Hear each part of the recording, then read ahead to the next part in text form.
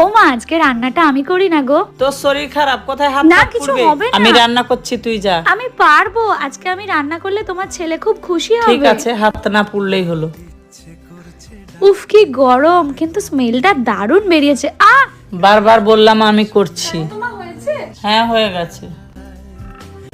তাকে আটকে রাখার চেষ্টা আরো বাড়িয়ে দিচ্ছে চেষ্টা।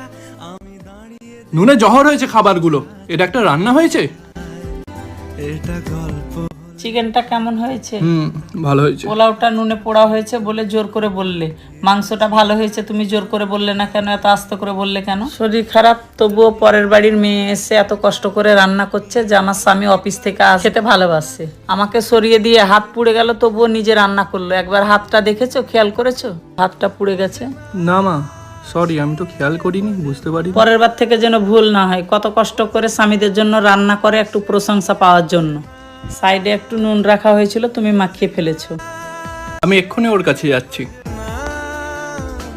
সরি জান, প্লেটে নুন রাখা ছিল, আমি দেখতে পাইনি, ভাতের সাথে খেয়ে নিয়েছি। খাবারটা অনেক টেস্টি ছিল। দেখি হাতে কি হয়েছে।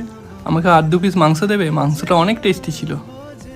আমরা চাইলেই একটু প্রশংসা করে বউদেরকে খুশি করতে পারি। হাজারো ক্লান্তির পর তারা এই প্রশংসাটুকুই চায়, সেইটুকুও আমরা দিতে চাই না।